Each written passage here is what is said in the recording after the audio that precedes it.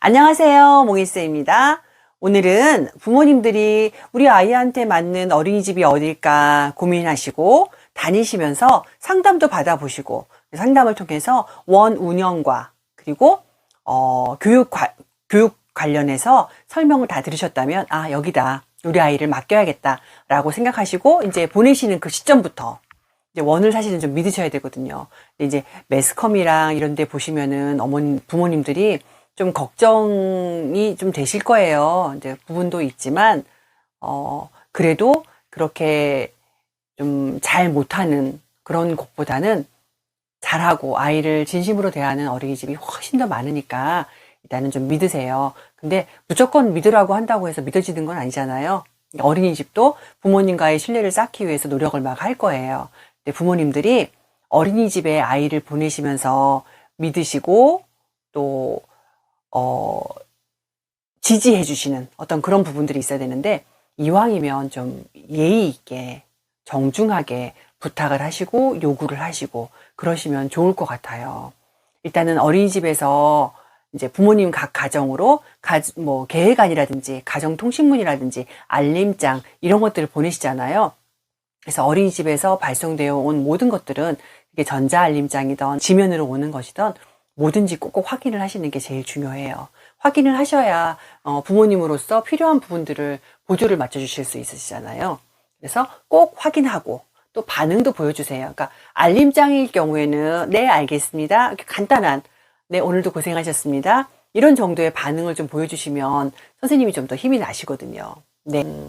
그리고 귀가 후에 아이하고 대화를 하다가 그럼 뭐지? 우리 아이가 무슨 말을 하는 거지? 그러니까 연령이 위로 올라갈수록 아이의 전달력이 좀 더 훌륭해서 알아들을 수도 있지만 아직은 연령이 좀 어린 아이들 같은 경우에는 아이 말만 가지고는 정확한 상황을 파악하기가 힘들어요. 근데 이제 어떤 아이가 다쳤거나 큰 충돌이 있었거나 이러면은 담임선생님이 연락을 주시겠죠. 근데 그런 게 아닌데 담임선생님한테는 연락이 안 왔는데 우리 아이가 이제 좀 무슨 알 수 없는 말을 하는데 좀 약간 뭔가 좀 이건 좀 확인을 좀 해봐야겠다. 이게 물음표 하나가 딱 생겼어요. 그런 경우에는 알림장으로 날리셔도 괜찮고 전화를 하셔도 괜찮고 일단은 궁금한 건 쌓아두지 마시고 물어보시는 거예요. 우리 아이가 집에 와서 이러한 이야기를 해요. 선생님 이게 무슨 뜻일까요? 하고 물어보시는 거예요. 그리고 이제 알림장에 남기셔도 괜찮고 알림장에 남겨놓고 나서 선생님 시간 되실 때 전화 한번 주세요. 이렇게 물으시면 선생님이 전화를 주실 거예요. 그러면은 그 상황을 이제 파악하실 수 있으시겠죠. 그래서 그렇게 들으시면서 이제 오해되는 그런 부분들은 해결을 하고 넘어가는 게 좋을 것 같습니다. 뭐 개인 사정으로 인해서 결석을 하거나 또 아이가 아파서 결석을 하거나 부모님들이 이제 가족 여행이라든지 뭐 이렇게 뭐 가족 계획이 있어서 이렇게 못 오시는 경우가 있잖아요. 그러면은 알림장으로라도 전화를 주시면 더 좋고요. 알림장으로라도 오늘 어디 무슨 일 때문에 아이가 좀 아파서 감기 기운이 있어서 이제 결석을 합니다. 라고 미리 알려주시면 차를 이용하는 친구라면 더더군다나 알려주셔야 되고요. 도보 등원을 한다고 하더라도 알려주셔야지 선생님이 언제 오나 우리 아이가 언제 올까 계속 눈 쳐다보고 계시거든요. 꼭 우리 아이에 대해서 결석을 할 경우에는 꼭 알려주시면 좋을 것 같아요. 어린이집에서 요청하는 서류들이 있어요. 새학기 이제 서류 중에 들어가는 게 원화개인 기록부에 들어가는 그런 여러 가지 문서들 그리고 영유아 건강검진서는 1년에 한 번씩 꼭 해야 되는 필수 건강검진이거든요. 그거하고 예방접종 기록표라든지 뭐 이런 것들을 원에서 요구할 거예요. 그러면 그것을 꼭 기한 내에 보내주셨으면 좋겠어요. 그리고 개인 소지품 같은 것도 있죠. 아이 여벌옷이라든지 뭐 기저귀를 아직 사용하는 아이들 같은 경우는 기저귀도 보내주셔야 되고 이제 더 어린 아이들 같은 경우는 뭐 이제 분유도 보내시고 막 이러잖아요. 근데 그런 것들이 좀 떨어지면 선생님들이 여벌옷이 없습니다. 뭐 보내주세요. 이럴 때가 있는데 그때마다 이제 바로 안 보내주시고 이러시면은 친구의 것을 빌려야 한다거나 뭐 이런 일들도 생기거든요. 그래서 부모님들이 요청을 받으시면은 꼭 기한 내에 보내주시면 좋겠습니다. 지금은 코로나 때문에 뭐 현장 학습을 가고 뭐 이런 일이 좀 적지만 거의 없죠. 네. 그렇지만 뭐 체육 시간이니까 체육복을 입고 오세요. 현장 학습에 가니까 원복을 입고 오세요. 뭐 등등의 이런 이야기도 하잖아요. 그러면 그때에 맞는 옷차림을 해주셔야 되거든요. 그러니까 보통 단체복을 입을 때는 소속감을 가지게 하는 그런 부분도 있지만 밖에 외부에 데리고 나갔을 때 아이들을 인솔하기 좋게 눈에 확 띄어야지 아이들이 다른 곳을 피해서 가더라도 바로 이제 아이들을 데리고 올 수가 있잖아요. 그래서 같은 옷을 입기를 이제 희망해서 원복이라는 게 있고 뭐 체육복 같은 게 있는 거잖아요. 그럴 때는 꼭 입혀주셔야 돼요. 그런데 한 아이만 이렇게 단체 사진을 이렇게 찍어놔를 때도 우리 아이만 이제 특별한 옷을 입고 있어. 근데 그러면 사실은 이제 그게 좋지는 않거든요. 그래서 아이의 개성을 위해서 아이가 입고 싶어하는 옷을 입혀보낼 수는 있지만 아이의 안전과 관련된 옷이니까 현장 학습 날 이럴 때는 꼭 이제 원에서 지정해주는 그 옷을 꼭 입혀서 보내주시는 그런 부모님이 되시면 센스 있는 부모님이십니다. 가끔 무리한 요구를 하시는 부모님들이 계세요. 예를 들면 이런 거죠. 아이가 아직 어려서 기저귀를 하고 있는 친구예요.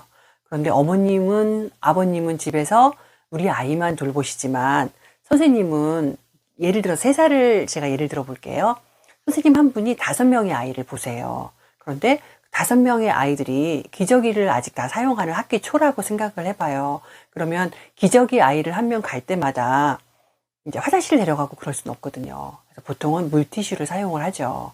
근데 부모님이 우리 아이는 피부가 너무 예민하고 민감하니까 우리 아이가 대변을 봤을 때는 물로 씻겨줬으면 좋겠어요. 라고 요구를 만약에 하신다면 부모님의 요구를 들어주기 위해서 그 한 아이를 씻겨주기 위해서 나머지 4명은 누가 봐야 되나요? 그쵸. 좀 어려운 일이겠죠. 민감할 때가 있어요. 뭐 기저귀 발전이 일어났다든지 좀 안 좋을 때 있잖아요. 그러니까 물티슈로 닦아주는 것보다 아이의 피부를 생각해서 그럴 경우에는 담임 선생님이 닦아주세요. 뭐 원장님, 뭐 원감님, 뭐 부전선생님, 뭐 하다못해 주방 선생님까지라도 잠깐 봐달라고 하고 아이를 시켜줄 수 있어요.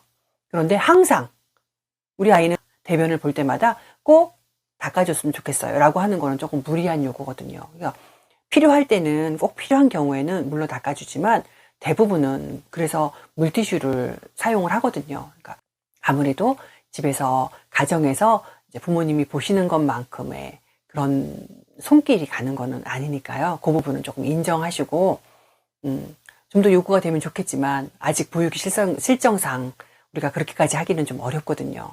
그리고 가끔 이제 이런 부탁도 하시는 분들이 계세요. 우리 아이는 편식이 너무 심해서 다른 건 안 먹어요. 그러니까 이걸 좀 맞춰주세요. 그러니까 예를 들어서 알레르기가 있는 경우에는 저희가 대체 식단을 준비해 놓고 있어요. 그런데 알레르기 문제가 아니라 우리 아이가 그냥 편식이 있어요. 그러니까 이 음식을 제공해 주세요. 라고 하는 거는 좀 무리한 요구겠죠. 그리고 우리 아이가 우유 트러블이 없어요. 근데 우리 아이는 우유를 안 좋아하니까 우유가 나올 때는 두유를 주세요. 뭐 이런 식으로도. 그러니까 우유 트러블이 실제로 있는 아이들 같은 경우는 그 아이를 위해서 두유를 계속 주문할 수는 있어요. 우유 대신에. 우유 업체에 그렇게 주문을 하면 되니까. 근데 우유를 안 좋아해서 그러면 안 좋아하더라도 조금씩 먹어보게 하는 게 식습관 교육이라고 생각을 하거든요. 어린이집에서는 그렇게 시도를 하거든요. 아이의 건강에 위해되는 게 아니라면 이것저것 다 먹어보게 하는 게 어린이집 교육인데 이제 우리 아이는 이거를 좋아하니까 이것만 주세요. 이거는 안 먹으니까 이거는 주지 마세요. 이렇게 하면은 사실은 교육에 의미가 없거든요. 집에서 부모님이 보시는 거하고 동일한 연속선상에 있는 거니까요. 요 편식 부분에 대해서는 제가 또 따로 영상을 한번 더 준비하려고 하거든요. 약을 보내실 때는 투약을 해서를 꼭 보내셔야 돼요. 약을 몇 시에 먹여주세요. 이 약은 실온에 또는 냉장고에 보관해 주세요. 이런 것들을 이제 보내주셔야 돼요. 그리고 약을 먹일 때는 그러니까 약국에서 이제 처방전을 가지고 약을 받아오셨잖아요.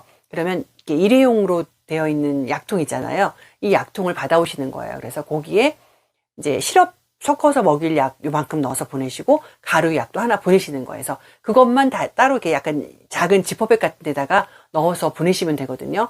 그리고 이제 종이로 투약의뢰서를 보내는 경우에는 이제 그걸 보내시면 되고 요즘은 전자알림장을 거의 쓰기 때문에 전자알림장으로 투약의뢰서를 보내시잖아요. 보통 그렇게 보내시면은 선생님이 거기에 맞춰가지고 약을 먹여주실 거예요. 그런데 투약의뢰서가 안 왔어요. 약은 가방을 딱 열어보니까 약이 들어있는데 투약의뢰서가 안 왔어요. 그럼 담임 선생님이 보통은 알림장에다 투약의뢰서 보내주세요 라고 쓰시거든요.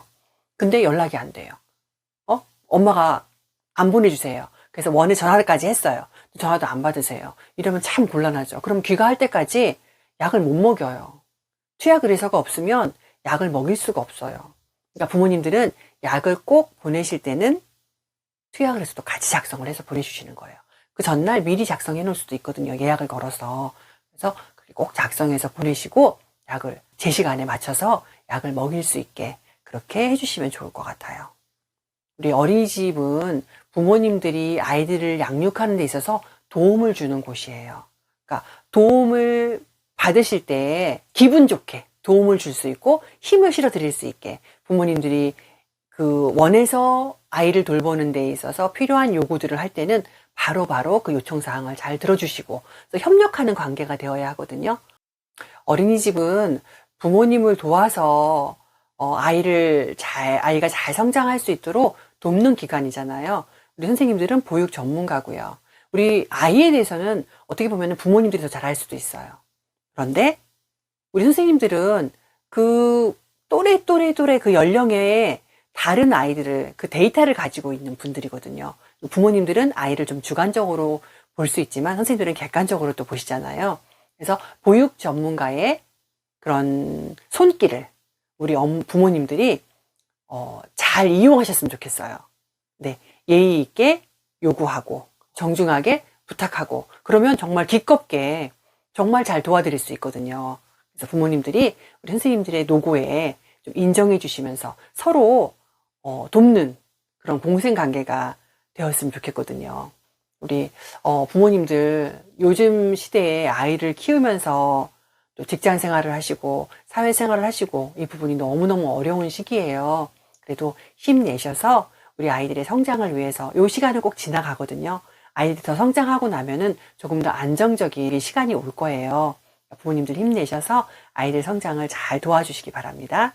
감사합니다.